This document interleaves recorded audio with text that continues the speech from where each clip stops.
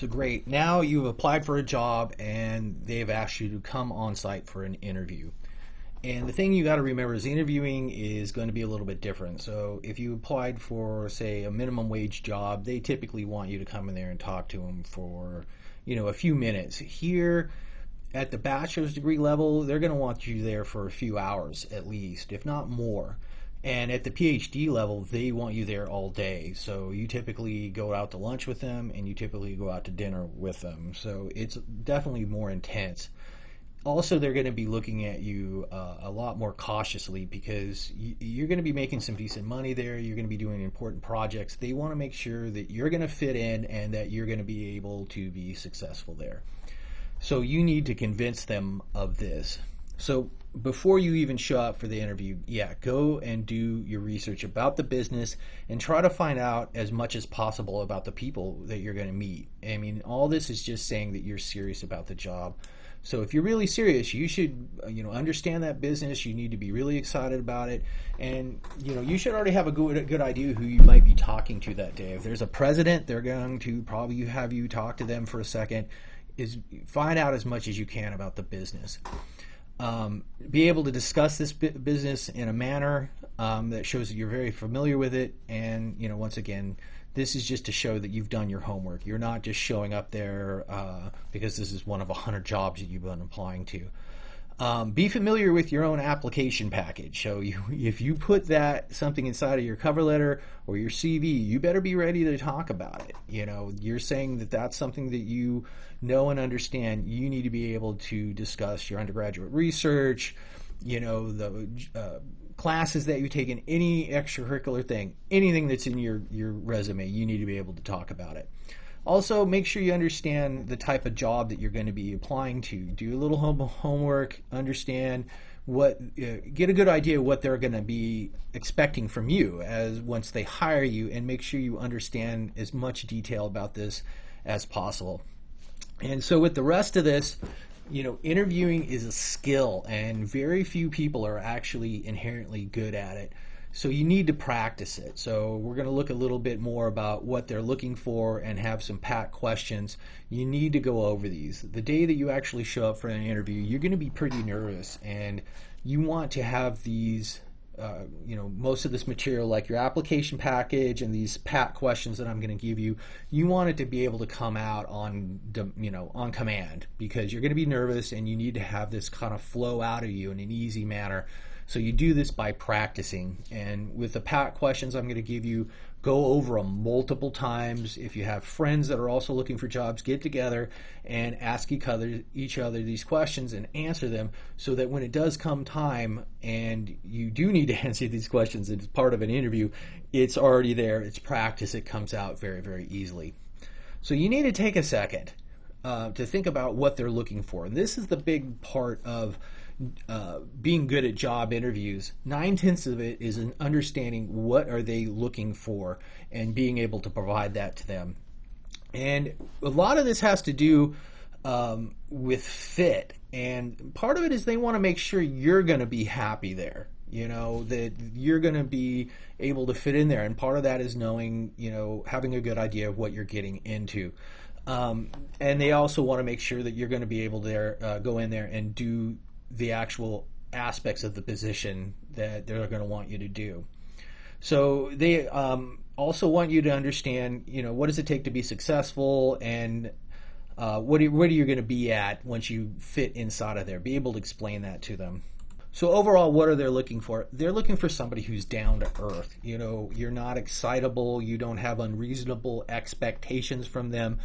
So do a little bit of research and be able to accurately describe where you're going to be at.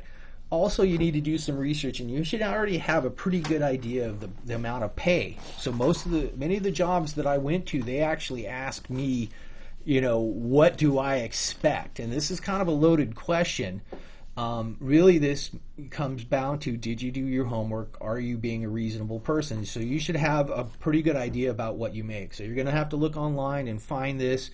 How much you get paid is dependent on where you're applying at, but you should have a good idea of this. And this really shows you that you have done your homework and you're down to earth.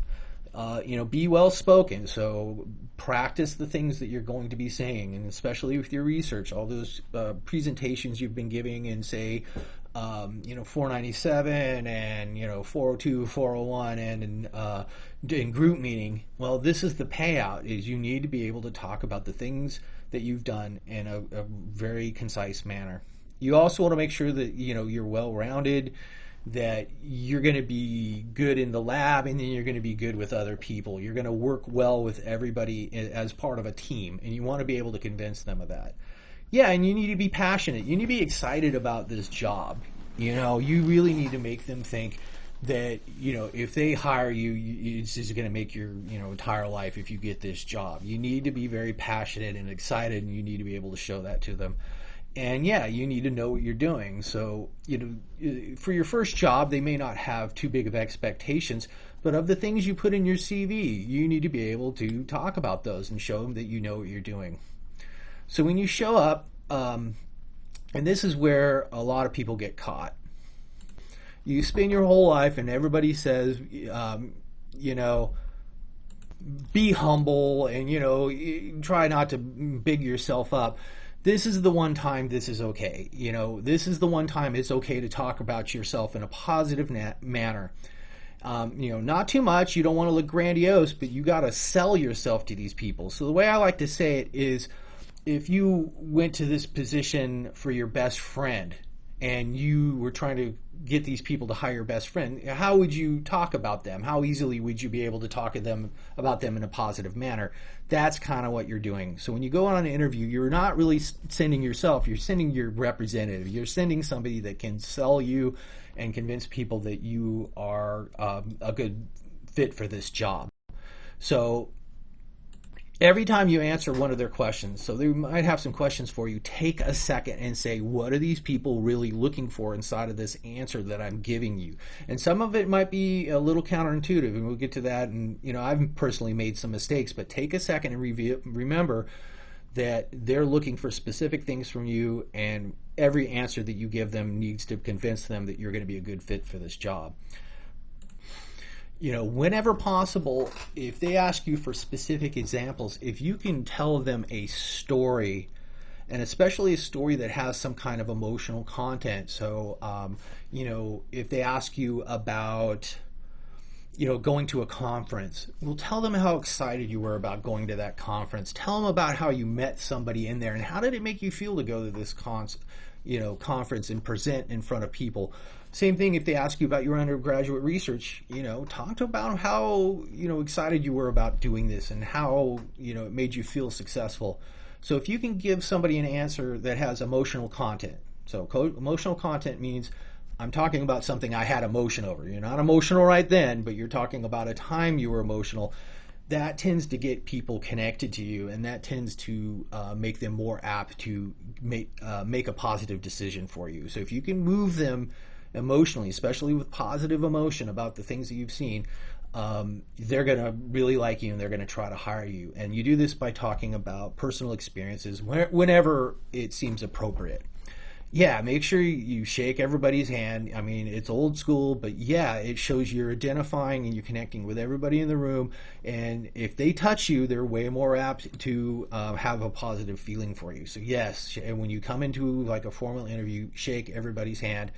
And, make good eye contact. This just means that you're willing to connect with everybody in the room. And actually, it says that you know enough to make good eye contact with everybody. You don't want to look at one person and talk to them the whole time. You want to, try to move around the room. And then you got to watch it that it is possible to make too much eye contact. You want to make eye contact and then move to somebody else. And you want to be able to include everybody in the room in whatever you're talking about. So if you're sitting down, you need to have a very positive body posture. So by that, I mean your back straight, your head is up. This says confidence, and you don't want to fidget. The main thing that happens is people put their hands on the table and they link their fingers together. And when they do that, they start twiddling their thumbs. And I've seen this happen a bunch of times in interviews that I've given. Keep your hands apart, and then what you do is you keep them underneath the table. Put them on your knees, and you can fidget around all you want down there as long as other people can't see it. So fidgeting, it just makes you nervous, and then when you fidget, it takes the attention off of you and onto whatever you're doing, your hands or things like that. So you keep your hands underneath the table, you put them on top of your knees, and then what's left is your face, and that's what they focus on. So when you're talking, you want to, of course, always avoid going, this, or, basically we're doing this and that, and you want to avoid those kind of space fillers. And you do this by slowing down and talking or having practice what you're doing. Have a good idea of what you're fixing to say and slow it down a little bit so you don't need to have your brain catch up to you. So this is another trick. Overall, during your interview, try not to say anything negative. And, it might be impossible to do this, but that's something you keep in the back of your head. Everything needs to be positive. Don't talk about, anytime something bad happened, talk about the good things that happened to you. When you're in your degree, only talk about the good things that happened to you. This is just an overlying idea. You try to keep it in the back of your head. Whenever they ask you a question, try to put it in a positive manner. Never say anything negative. And when you're done, make sure you say thank you, shake everybody's hand, and then it's very appropriate when you're done.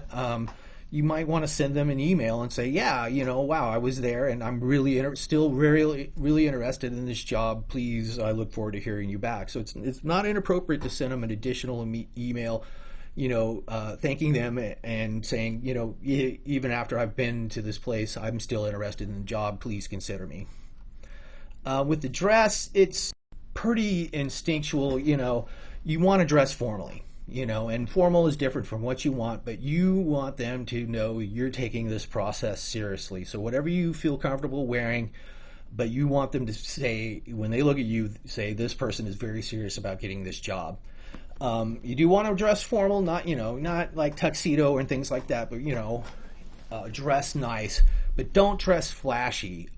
You want to be a little reserved, and that's because you don't want to wear, be distracting. You want the attention to be on you and about you, not the clothes that you're wearing. So you don't want to wear anything distracting. And the last kind of key is I think everybody has certain colors and certain clothing that you feel really confident in. For me, it was like when I would go on an interview, I would wear an electric blue shirt and then a black jacket and a black tie, and I just felt really confident in that color. It made me feel really powerful. So what that kind of combination is, and wear those kind of things. And for me, sometimes I would even buy a brand new shirt if it was a really important interview. Your clothing will never look as nice as the day that you bought it. And if it was a very important interview, I would go and buy a brand new shirt. Don't wash it, wear it right out, and wear it right out of the box, and it will never look that good. So if it's a really important interview, I would go and buy a shirt just for that interview, because that's what makes you look really sharp. So you need to have answers to certain pat questions. So almost every time you interview, there's going to be certain questions that come up, and you want to be prepared for these, because they might ask some questions you're not 100% prepared for. So when they do give you one of these questions, you're going to have it down and be able to answer it. And then when they give you kind of an unexpected question, you'll be able to wing it pretty well because you're prepared. So the first thing is, why are you interested in this job? So you need to talk about your passions. What about this job that you're really interested in? Convince them that you are going to be happy in this position. This should be business, by the way. So why are you interested in the business? Look at what they do, be able to tell them that of what they do, this is going to be something that you're interested in doing. Same thing, what are your qualifications? And so here, when they ask you that, so what makes you think you're going to be a good for this job, or tell us about your background, this is really where you sell yourself. And this is one you have to prepare for. You've got to be able to summarize everything inside of your CV and kind of a short a statement as possible, and be able to answer questions about it. So, but when they ask for your qualifications, this is you need to be able to talk to them as if you are the best thing for this company, and you definitely should be getting this job. You need to sell yourself. You need to be able to go through and of your resume, talk about the high points and back them up. Another one is they ask, like, where do you see yourself in, say, and now maybe not 10 years, but 5 years. And this is kind of a test to see if you're grounded and you've really done your homework about what are you getting into. So for like a bachelor's degree person, I'm hoping to be a little bit more advanced and maybe to work more independently. And, eventually I really hope to try to get into more complex jobs, things like that. So try to be reasonable about this.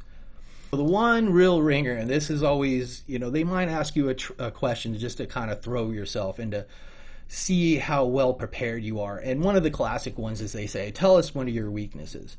And when I first started, I would say, okay, you use the it's so positive, it's negative technique where you say stuff like, well, I like working so much, it's like, really biting into my personal life. That's a little too obvious. So, interviewers now kind of know that people understand that kind of question and they know you're giving them kind of a pat answer. So now when they ask you one of your weaknesses, you still want to end on a positive note, but basically, I like talking about a time that I may have had a conflict with somebody and say, oh, okay, I was a little hard-headed and I locked horns with my PI, let's say, over some individual incident. But you know what? We ended up working it out and I saw that my PI was right and, I went with what they said. So something like that. So you're talking about, well, I'm hard-headed and it was negative, but in the end it still turned into a kind of a positive thing. It's a little bit sneaky, but that you still don't want to say anything negative about yourself. So you say, oh, I was negative, but we worked it out, and then it kind of, eventually turned into a positive, something like that. Yeah, your research, every job I've ever applied for, they wanted me to talk about their research. So sometimes they might have you do a PowerPoint. Other times they've had me a dry erase pen and just pointed me at the board and say, start writing. So that's about how familiar you should be with your research. You should be able to do the dry erase pen talk if you have to, and I've been asked to do those. At the end, they might say, do you have any questions for us? The answer is always yes. You come up with some answers, some pat questions. It doesn't have to be anything specific, but yes, you want to ask questions at the end. I don't care where you're at. Make up some questions and ask them. So that, once again, this just shows that you are interested in the job. The answer to this question is always yes. It's never no. So, if you got to ask them about, what kind of insurance am I going to get? Things like, what's the possibilities for advancement here? Things like that. Always ask a question. So these, and you go online, there's tons of other ones, but these are kind of the major ones. These you just need to be able to pop out and tell to anybody, anytime. And you get good at these by answering these questions before you show up to this interview. Come up with the answers and then, go over them and over them. So just to give you an idea, some of the mistakes I made, and this is where it gets kind of counterintuitive. And it's little things like this that, it might sink you. It's not like a job interview ender, but it's not really helping your position. And if you hear kind of the explanation with it, you'll see why. One of the jobs, they asked me, why are you interested in this business? And I answered honestly, but it may not have been the best kind of honesty. I said I wanted to be closer to my family. This was a good job because it was close, it was still in the North Bay, and that's why I was interested in the business. That's not what they want to hear. They don't want to hear how you've chosen a job just because of family. That says that my family's more important to me than this job. What they want to hear is I chose this job because I want to work at this business and do this job. So even though this might have been true, that was a little bit too much truth. So I should have not mentioned my family. You don't want to say that you're taking a job because you're in some kind of area. Just talk about the business itself. So another time I mentioned, they asked me about my graduate degree. And, this was once again the truth. I was doing material science, so I had to borrow instruments in the engineering department, and it was very difficult. I had to, make bribes and, do favors for people to get to these instruments. And so I mentioned this, and I said, yeah, it was really difficult to get instruments during my PhD. Don't say anything negative. So these people, they don't know. They hear this kind of statement, and it's like, well, was it really hard? Or maybe I'm just a difficult person, and that's why I had a hard time with these things. Now they don't know. So you never want to say anything negative. Say something positive. Say, yeah, it was easy. Actually, another time when I applied for a job, it was in the South Bay in San Mateo, and they wanted me there at 9, and it was a nightmare driving in. Traffic everywhere. I hated it. And when I pulled in, the guy I shook my hand with, they said, well, how was the drive in? I said it was horrible. There was tons of traffic. And it's like, well, maybe that's true, but maybe I complain a lot. Maybe I complain about everything. They can't tell the difference. I should have said, wow, okay, I got to drive in next to the bay. I loved it. Yeah, it was a great drive in. Everything positive. So when you start talking about negative, they don't know, or maybe you complain about everything. Maybe you have a problem with that. That's why you always say everything's positive. Another one, I didn't know, I got caught off on this. They said, where do you see yourself in 5 years? And, I really didn't know what would be appropriate for 5 years. And in one, I said I wanted to be, a little bit more advanced than I should have at 5 years. I said I wanted to be like a program director.